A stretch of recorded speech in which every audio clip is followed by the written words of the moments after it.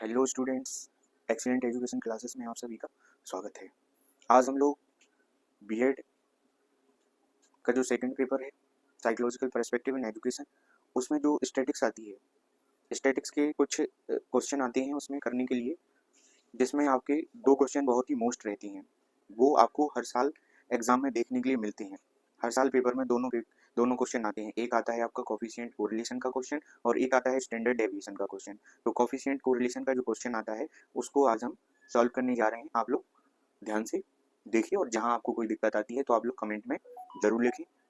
तो उसमें आपको दोबारा से भी समझाने का प्रयास किया जाएगा और साथ में आप कॉल भी कर सकते हैं, क्योंकि इसमें हमारा नंबर भी है। आप लोग डिस्क्रिप्शन में देख सकते हैं, नंबर भी दिया गया है। तो अगर कहीं कोई समस्या आती है तो आप नंबर पे कॉल भी कर सकते हैं, उससे भी आप हेल्प ले सकते हैं। ठीक है, तो बच्चों आज हम लोग क्वेश्चन को सॉल्व करते हैं। अब तो सबसे पहले हमें क्या दिया है यहाँ पर, और इस चीज़ को हमें याद रखना है, कॉफिशिएंट कोरिलेशन। इसको हमें कैलकुलेट करना है। कॉफिशिएंट कोरिलेशन जैसे कि यहाँ पर लिखा है कॉफिशिएंट कोरिलेशन, और ये जो आपको क्वेश्चन इस तरह से दिखाई देगा, उसमें एग्जाम में आप जब क्वेश्चन पेपर में आप क्वेश्चन देखेंगे तो उसमें जरूर इस तरह से मिलेगा, define the coefficient of correlation, calculate the coefficient of correlation from the following data and interpret result. तो इसमें हमें क्या करना पड़ता है, डेफिनेशन भी इसकी देनी पड़ती है, और फिर उसके बाद हमें ये इस तरह से क्वेश्चन दिया जाता है जिस क्वेश्चन को हमें सॉल्व करना पड़ता है। ये जो क्वेश्चन है ये आपका 15 मार्क्स का है। ये जो क्वेश्चन आपका आएगा वो 15 मार्क्स का आएगा इसमें। तो सबसे पहले देखते हैं हम लोग, यहाँ पर हमें स्टूडेंट्स दिए गए हैं और इधर टेस्ट ए है और इधर टेस्ट बी है। तो इसमें क्या होता है कि इसमें जो इस तरह से टेस्ट में ये जो नंबर दिए गए हैं, ये ए के नंबर 28 है, बी के 19 है, सी के 26 है और डी के 23 है। इस तरह से प्रत्येक स्टूडेंट के नंबर उसके सामने दिए गए हैं।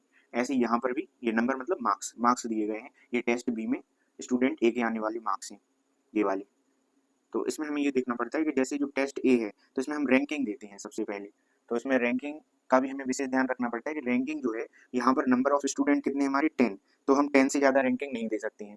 तो इसमें रैंकिंग जो रहेगी हमारी 10 तक रहेगी, 10 से हम ज़्यादा रैंकिंग नहीं देंगे, और जो लास्ट रैंकिंग हमारी होगी वो 10 होगी। तो यहाँ पर हम मार्क्स के आधार पर उन मार्क्स को बेस बना करके यहाँ रैंकिंग देंगे। तो यहाँ पर जैसे देखेंगे टेस्ट ए में, तो टेस्ट ए में हमें सबसे हाईएस्ट जो मार्किंग है वो किसकी है, आई की। कितनी है यहाँ पर 31। तो 31 इसकी नंबर आए हैं या इसके मार्क्स हैं, तो हम इसको फर्स्ट रैंक देंगे, तो इसके सामने लिख देंगे फर्स्ट। ऐसे ही इसके बाद जो नंबर है वो है 28, तो 28 को हम रैंक देंगे 2। इसके बाद 28 के बाद है 27, तो इसको हम रैंक देंगे 3। उसके बाद 26 है और ये भी 26 है। 26 हमें 2 टाइम दिया गया है।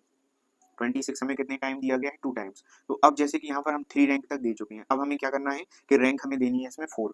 तो हम इस 26 को 4 रैंक देंगे, फिर ये भी 26 है तो इसको हम 5th रैंक देंगे। तो इसलिए यहाँ पर इन दोनों का जो रैंक होगा उन दोनों का सम करके और 2 से डिवाइड करना पड़ता है। जब भी इस तरह से कॉमन अगर आ जाती है, मतलब एक जैसे अगर आ जाती हैं, तो हमें दोनों को मतलब दोनों की रैंकों का सम करके और फिर डिवाइड देते हैं 2 से, और जितना आता है वो हम एवरेज दोनों को दे देते हैं। तो जैसे यहाँ पर पहला जो 26 है उसको हम 4 देते और दूसरा जो 26 है उसको हम 5 देते, 5 रैंक।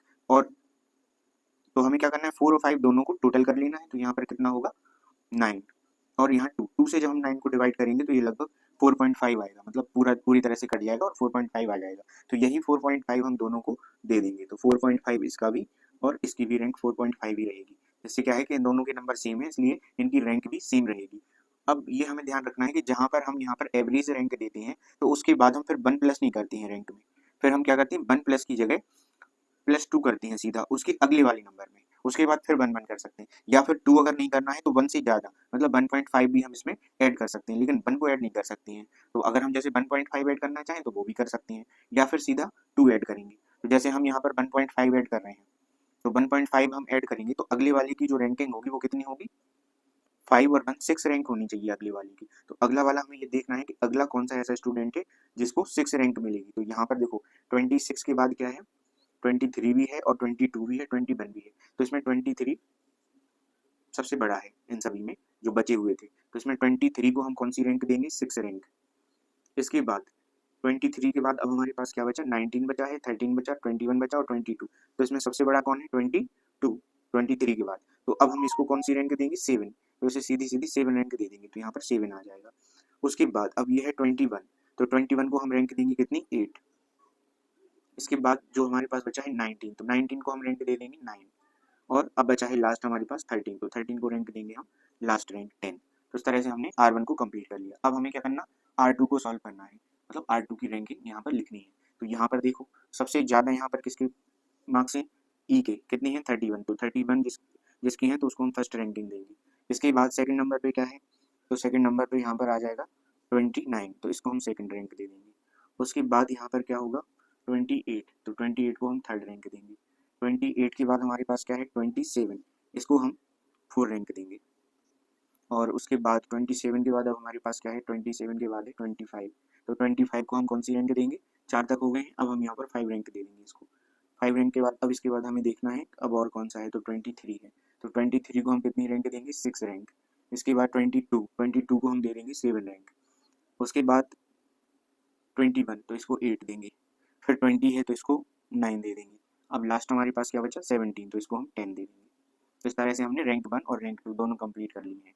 अब अगर हम चाहें तो ये सर्किल इनके हटा सकते हैं, सर्किल को हम हटा सकते हैं इस तरह से। अब हमें वैसे इनकी ज़रूरत नहीं है। अब हम क्या करेंगे, चलो हटा लेना, बाद में कर लेंगे ये तो। अब देखो यहाँ पर क्या करना है, जैसे ये डी है, डी का मतलब यहाँ पर है डिफरेंस, किसका डिफरेंस R1 और R2 का, ये R2 दिया है, तो यहाँ पर R1 में से R2 को माइनस करना है। तो जैसे R1 अपना कितना है 2 और R2 कितना है 3, तो R2 तो बड़ा है R1 से, इसलिए हम 3 में से 2 को माइनस करेंगे, तब हमारा जो 1 बचेगा वो माइनस का बचेगा। 8 9 में से घट जाएगा, माइनस हो जाएगा, तो यहाँ पर प्लस का 1 आएगा, तो ये हम प्लस का 1 लिख देंगे। इसके बाद ये 6 में से 4.5 को माइनस करेंगे, तो यहाँ पर बचेगा हमारा 1.5। उसके बाद 5 में से 6 में से 5 को घटाएंगे तो यहाँ पर 1 बचेगा। इसके बाद हमें क्या करना है, और ये जो आ रहा है माइनस का बचेगा ये 1.5। इसके बाद 3, तो 3 में से बन गया तो यहाँ पर 2 आएगा, 10 में से 10 गया 0 आएगा। 4.5 और ये 7, 7 में से 4.5 को माइनस करेंगे तो यहाँ पर आ जाएगा हमारा कितना 2.5।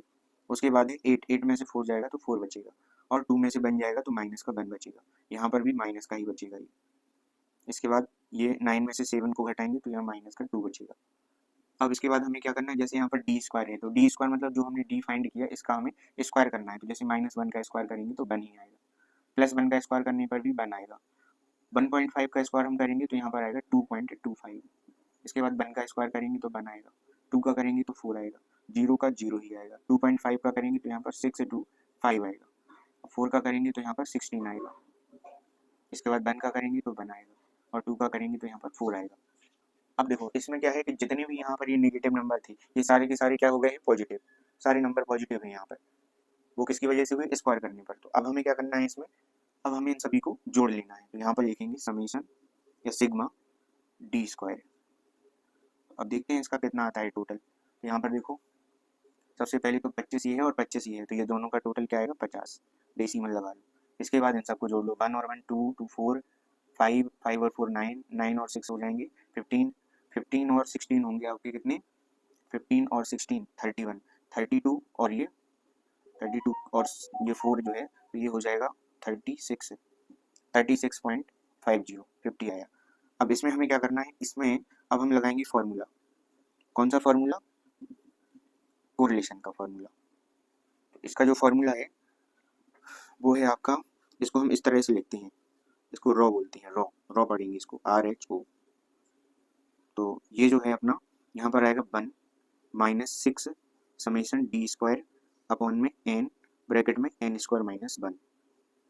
अब इसे हम और सॉल्व करेंगे, तो यहाँ पर क्या होगा 1 -6 मल्टीपल और ये सिग्मा डी स्क्वायर कितना है 36.50, इसको लिख दिया, अपॉन में क्या आ जाएगा इसमें n, तो n यहाँ पर जैसे 10 दिया गया है तो हम 10 के हिसाब से लिखेंगे, तो 10 और यहाँ पर 10 स्क्वायर माइनस 1, तो इसको और जब सॉल्व करेंगे तो ये 6 इंटू 36.50 और अपॉन में क्या होगा, जैसे ये 10 है और ये 10 का स्क्वायर होगा 100, 100 में से बन जाएगा तो 99 बचेगा, और 99 में 10 का मल्टीप्लाई, तब यहाँ पर कितना हो जाएगा 990।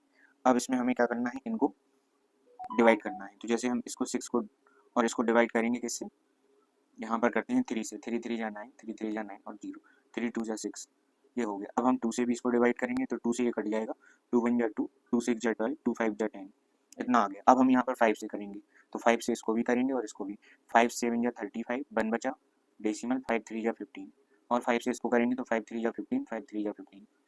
इसके बाद अब हमारे पास इतना बचा हुआ है, और एक चीज़ और है कि अभी यहाँ पर ये 1 भी है, 1 माइनस, ये हमें 1 भी साथ में लिखते चलना है, लिखते जाना है, ये 1 को अभी हम छोड़ेंगे नहीं। ये तो यहाँ पर अब इतना आया जैसे कि, अब हम इसको कैसे सॉल्व करेंगे, तो यहाँ सीधा लिखेंगे 1 माइनस, ये हमारा आ गया कितना 7.30 डिवाइडेड बाई 33। अब 33 से इसको डिवाइड करना है, क्योंकि हम 1 में से ही इसको माइनस करेंगे सीधा डायरेक्ट, तो यहाँ पर हम डिवाइड कर सकते हैं 33 से 7.50 को। तो सबसे पहले यहाँ पर डेसिमल, 0 डेसिमल, तो अब ये 33 का जो है वो 75 में डिवाइड देंगे, तो ये चला जाएगा हमारा कितने टाइम, 2 टाइम, और यहाँ पर आएगा 66। अब यहाँ से हम घटाएंगे तो कितना, माइनस करने पर यहाँ पर आ रहा है कितना 9, और यहाँ ये 0। अब ये 90 हो गया, तो हम 3 टाइम और करेंगे इसमें, लेकिन 3 टाइम में ये ज़्यादा होगा, तो इसको हम 2 टाइम ही करेंगे, और फिर से ये 66 आएगा, यहाँ से 4 बचेगा और यहाँ से 2 बच जाएगा। इसके बाद अब डेसिमल लगाए तो फिर से 0 लगा सकते हैं, अब ये फिर से देंगे, तो ये 8 बार ज़्यादा होगा, 7 टाइम ही जाएगा, तो यहाँ पर कितना होगा 7 टाइम में, 7 3 जा 21, 7 3 जा 21 और 2 23। अब इसमें से फिर माइनस करेंगे तो यहाँ 9 बचेगा, यहाँ कुछ नहीं बचेगा, तो फिर से 90 आ जाएगा, मतलब यहाँ पर अब ये रिपीट होगा, इसमें फिर से 6 आ जाएगा, फिर से 6 टाइम जाएगा, तो इतना आ रहा है। तो इसको हम लगभग में या फिर अप्रॉक्स में क्या लिख सकते हैं, 0.23 लिख सकते हैं इसमें, 0.23। अब इसकी एक टेबल होती है, उस टेबल में हम देखेंगे कि 0.23 जो है इसमें क्या आ रहा है। तो यहाँ पर जो दिया है, ये जो निकला है हमारा, ये है, सॉरी, अभी यहाँ पर 0.23 है, तो अभी हम इसको लिखेंगे 1 माइनस 0.23। अब ये सीधा इसको हमें माइनस करना है 1 में से, तो जब हम 1 में से इसको माइनस करेंगे तो 1 0 0, और यहाँ से क्या माइनस कर रहे हैं 0.23, तो ये हमारा कितना बचेगा 7, और ये बचेगा 7, और ये डेसिमल 0, तो कितना है 77।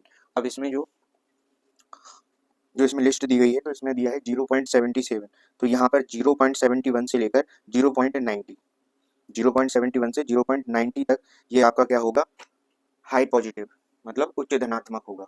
तो यहाँ पर हम लिख सकते हैं, ये कितना बचा है हमारा 0.77, तो हम इसको उच्च धनात्मक मतलब हाईएस्ट